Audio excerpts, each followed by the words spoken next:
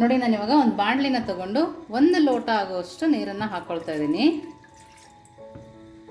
ನಾವು ಹಾಸನ ಸೈಡವರು ಮುದ್ದೆ ಮಾಡುವಾಗ ಅನ್ನನ ಸೇರಿಸ್ಕೊಳ್ಳಲ್ಲ. ಇಲ್ಲಿ ಬೆಂಗಳೂರಲ್ಲಿ ಕೆಲವೊಬ್ಬರು ಅನ್ನ ಸೇರಿಸ್ಕೊಂಡು ಮುದ್ದೆ ಮಾಡ್ತಾರೆ. ಇವತ್ತು ಆ ರೀತಿ ಒಂದು ಸರಿ ಟೇಸ್ಟ್ ಮಾಡಿ ನೋಡೋಣ. ನೋಡಿ ಇವಾಗ ಸ್ವಲ್ಪ ಅನ್ನನ ನಾನಿಲ್ಲಿ ಸೇರಿಸ್ಕೊಳ್ತಾ ಇದ್ದೀನಿ. ನೋಡಿ ಅದಕ್ಕೇ ಸ್ವಲ್ಪ ಕಲ್ಲುಪ್ಪನ್ನು ಹಾಕ್ಕೊಂಡು ಚೆನ್ನಾಗಿ ಕುದಿ ಬರೋ ತನಕ ಕುದಿಸ್ಕೊಳ್ಳೋಣ. ನೋಡಿ ಈ ಥರ ಕುದೀತಾ ಇದೆಯಲ್ಲ, ಆವಾಗ ನಾವು ರಾಗಿ ಹಿಟ್ಟನ್ನು ಹಾಕ್ಕೊಬೇಕು. ರಾಗಿ ಹಿಟ್ಟು ಅಳತೆ ಪ್ರಕಾರ ನೋಡಿ ಹಾಕ್ಕೊಳ್ಳಿ, ಯಾಕಂದರೆ ಕೆಲವೊಂದು ರಾಗಿ ಹಿಟ್ಟು ಗಟ್ಟಿಯಾಗಿಬಿಡುತ್ತೆ. ನಾವು ನೀರಿಗೆ ಹಾಕಿದ ತಕ್ಷಣವೇ ನೀರನ್ನು ಜಾಸ್ತಿ ಎಳ್ಕೊಳ್ಳುತ್ತೆ, ಕೆಲವೊಂದು ಸಾಫ್ಟಾಗುತ್ತೆ. ನೋಡಿ ಈ ಥರ ಹಾಕ್ಕೊಬೇಕು. ನೋಡಿ ಇವಾಗ ಚೆನ್ನಾಗಿ ನಾದ್ಕೊಬೇಕು. ನಾವಿಲ್ಲಿ ಮುದ್ದೆ ಕೋಲು ಏನನ್ನು ಬಳಸ್ತಾ ಇಲ್ಲ, ಮಚ್ಚೆಕಾಯಿಂದನೇ ಸುಲಭವಾಗಿ ಮಾಡ್ಕೊಬೋದು. ನಿಮ್ಗೆ ಅನ್ನ ಬೇಡ ಅಂತ ಅನ್ಸಿದ್ರೆ ಸ್ಕಿಪ್ ಕೂಡ ಮಾಡ್ಬೋದು.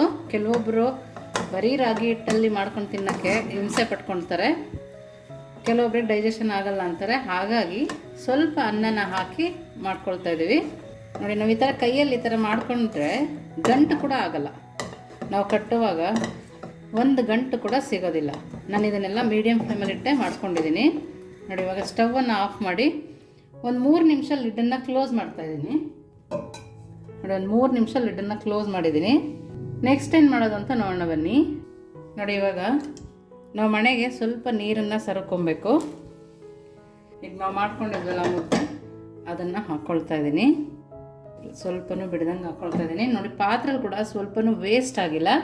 ನೋಡಿ ಇವಾಗ ಕೈಗೆ ಸ್ವಲ್ಪ ಒದ್ದೆ ಮಾಡಿಕೊಂಡು ನಾವು ಮುದ್ದೆನ ಕಟ್ಕೊಬೇಕು.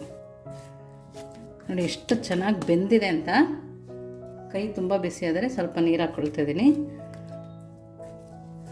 ನೋಡ್ತಾ ಇದ್ರಲ್ಲ, 2 ಮುದ್ದೆ ಎಷ್ಟು ಸುಲಭವಾಗಿ ಮಾಡ್ಕೊಬೋದು. ನಮಗೆ ಕೈಗೆ ಅವಾಗವಾಗ ಅಂಟುತ್ತಾ ಇದ್ದರೆ ಮುದ್ದೆ ಬೆಂದಿಲ್ಲ ಅಂತ. ನಾವು ಮುದ್ದೆನ ಚೆನ್ನಾಗಿ ಬೇಯಿಸ್ಕೊಬೇಕು. ನೋಡ್ತಾ ಇದ್ದೀರಲ್ಲ ಎಷ್ಟು ಚೆನ್ನಾಗಿ ಮುದ್ದೆ ಆಗಿದೆ ಅಲ್ಲ. ಇವಾಗ ಬಸ್ಸಾರು ಜೊತೆಗೆ ಹೇಗೆ ತಿನ್ನೋದು ಅಂತ ತೋರಿಸ್ತೀನಿ, ನೋಡೋಣ ಬನ್ನಿ. ನೋಡಿ ಇವಾಗ ಬಿಸಿ ಬಿಸಿ ಮುದ್ದೆ ಮಾಡ್ಕೊಂಡಿದ್ವಲ್ಲ, ಅದನ್ನು ಸೇರಿಸ್ಕೊಳ್ತಾ ಇದ್ದೀನಿ. ಅವರೆಕಾಳು ಬಸ್ಸಾಂಬಾರು.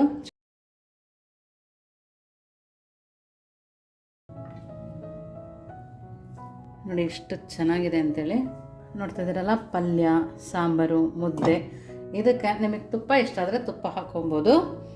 ಒಂದು ಸರಿ ಕೈಯನ್ನು ಅದ್ದಿ ನೋಡಿ ಮುದ್ದೆ ಎಷ್ಟು ಚೆನ್ನಾಗಿದೆ ಅಂತ ಒಂದು ಸರಿ ಪ್ರೆಸ್ ಮಾಡಿ ಈ ಥರ. ಆಹಾ, ತುಂಬಾ ರುಚಿಯಾಗಿದೆ. ಪಲ್ಯನೂ ಟೇಸ್ಟ್ ಮಾಡೋಣ. ಪಲ್ಯ ಕೂಡ ತುಂಬ ಅದ್ಭುತವಾಗಿದೆ. ನೀವು ಒಂದು ಸರಿ ಮಾಡಿ ಹೇಗಿತ್ತು ಅಂತ ವಿಶ್ಫುಲ್ ಅಡುಗೆ ಮನೆಗೆ ಕಮೆಂಟ್ ಮಾಡೋದನ್ನು ಮರಿಬೇಡಿ. ನೋಡಿ ಮೊದಲಿಗೆ ಒಂದು ಪರಾತ್ನ ತೊಗೊಂಡಿದ್ದೀನಿ.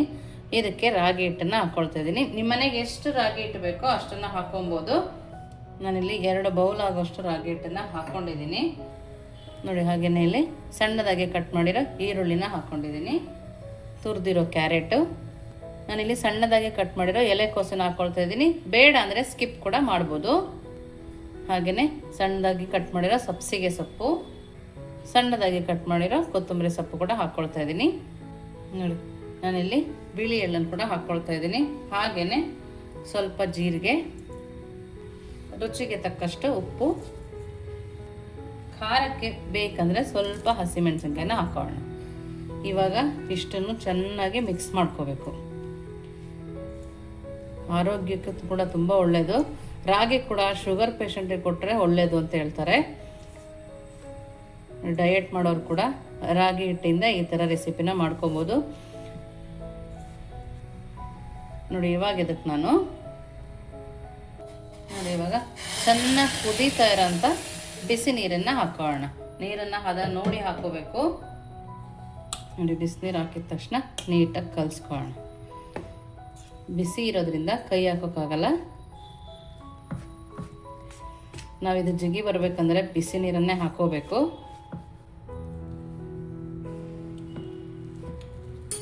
ನೋಡಿ ಒಂದು ಸ್ವಲ್ಪ ಉಗುರು ಬೆಚ್ಚಗಾಗುತ್ತಲ್ಲ, ಆವಾಗ ನಾದ್ಕೋಬೇಕು.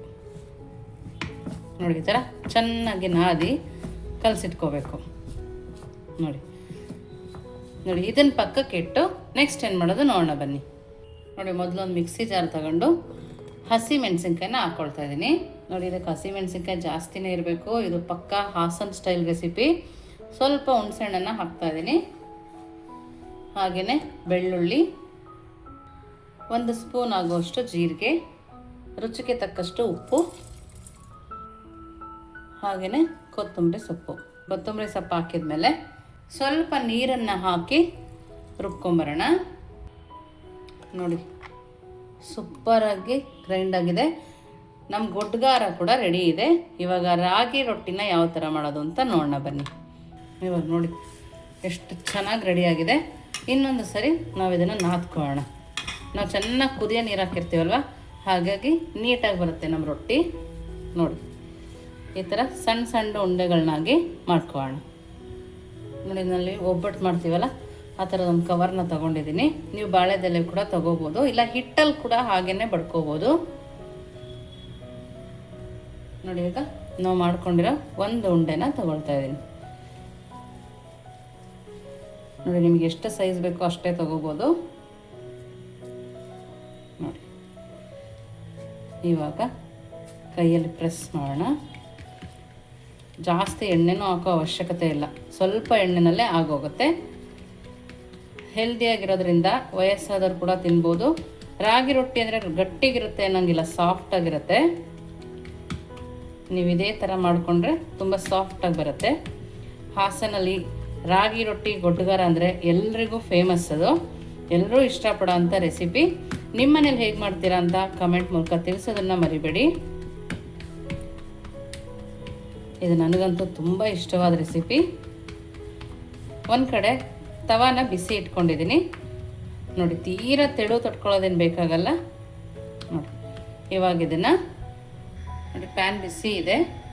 ಸ್ವಲ್ಪನೇ ಎಣ್ಣೆನ ಹಾಕೋಣ. ನಾವು ಮಾಡ್ಕೊಂಡಿರೋ ರೊಟ್ಟಿನ ಹಾಕೋಣ. ನೋಡಿ, ಸ್ವಲ್ಪ ಎಣ್ಣೆನ ಹಾಕ್ಕೊಳ್ತಾ ಇದ್ದೀನಿ. ನೀವು ಎಣ್ಣೆ ಹಾಕೊಳ್ಳಿಲ್ಲ ಅಂದರೂ ಚೆನ್ನಾಗೇ ಇರುತ್ತೆ. ತುಪ್ಪ ಬೇಕಿದ್ರೂ ಹಾಕೋಬೋದು, ಊರ ಕಡೆ ಸಿಗೋ ಬೆಣ್ಣೆ ಬೇಕಿದ್ರೂ ಹಾಕೋಬೋದು. ನಾವು ಹಿಟ್ಟಲ್ಲೇ ತಟ್ಕೊಂಡ್ರೆ ಒಂದು ಸೈಡಿಗೆ ನಾವು ನೀರನ್ನು ಹಾಕೋಬೇಕಾಗತ್ತೆ. ಏನು ಸಕ್ಕತ್ತಾಗಿದೆ ಅಲ್ಲ. ಎರಡೂ ಸೈಡು ನೀಟಾಗಿ ಬೇಯಿಸ್ಕೊಂಡು ಬರೋಣ. ನೋಡಿ, ರೊಟ್ಟಿ ಎರಡೂ ಸೈಡ್ ನೀಟಾಗಿ ಬೆಂದಿದೆ. ರೊಟ್ಟಿನ ನೀಟಾಗಿ ಬೇಯಿಸ್ಕೊಬೇಕು. ನೋಡಿ, ಇವಾಗ ರೊಟ್ಟಿ ರೆಡಿ ಇದೆ. ನೆಕ್ಸ್ಟ್ ಏನು ಮಾಡೋದು ನೋಡೋಣ ಬನ್ನಿ. ಪ್ಲೇಟ್ ಕೂಡ ರೆಡಿ ಇದೆ. ರೊಟ್ಟಿ ನೋಡ್ತಾ ಇದ್ದೀರಲ್ಲ, ಏನು ಸಕ್ಕತ್ತಾಗಿದೆ ಗೊತ್ತಾ. ರೊಟ್ಟಿ ಅಂತೂ ಸೂಪರಾಗಿದೆ. ಬಿಸಿ ಬಿಸಿ ರಾಗಿ ರೊಟ್ಟಿ ಜೊತೆಗೆ ಹಸಿ ಮೆಣಸಿನ್ಕಾಯಿ ಗೊಡ್ಗಾರ. ಇದಕ್ಕೆ ಕೆಂಪು ಮೆಣಸಿನ್ಕಾಯಿ ಬೇಕಿದ್ರೂ ಹಾಕೋಬೋದು. ನೋಡ್ತಾ ಇದ್ದೀರಲ್ಲ, ನೋಡೋಕ್ಕೂ ಸಕ್ಕತ್ತಾಗಿ ಕಾಣಿಸ್ತಾ ಇದೆ. ಅದ್ರ ಮೇಲೆ ತುಪ್ಪ ಇಷ್ಟ ಇರೋರು ತುಪ್ಪ ಹಾಕೋಬೋದು, ಬೆಣ್ಣೆ ಬೇಕಂದರೆ ಬೆಣ್ಣೆ ಹಾಕೋಬೋದು. ನೋಡಿ, ಮುರಿಯೋದು ಕೂಡ ತುಂಬ ಸಾಫ್ಟಾಗಿದೆ. ನೋಡಿ, ನಾವು ರಾಗಿ ರೊಟ್ಟಿ ಅಂದರೆ ಪಟ್ಟಂತ ಗಟ್ಟಿಯಾಗಿಬಿಡುತ್ತೆ ಅಂತೀವಲ್ವ. ನೋಡಿ, ಎಷ್ಟು ಸಾಫ್ಟ್ ಇದೆ. ನಾವು ಈ ಥರ ಒಂದು ಕೈಯಲ್ಲೇ ಕೂಡ ಪ್ರೆಸ್ ಮಾಡಿದ್ರೂ ಗಟ್ಟಿ ಅನ್ನಿಸ್ತಿಲ್ಲ. ನೋಡಿ, ಖಾರವಾಗಿ ಜ್ವರ ಬಂದಾಗಂತೂ ತುಂಬ ಟೇಸ್ಟ್ ಅನ್ನಿಸ್ತಾ ಇರುತ್ತೆ. ಒಂದು ರೊಟ್ಟಿ ತಿನ್ನೋರು 2 ರಿಂದ 3 ರೊಟ್ಟಿ ತಿಂತಾರೆ.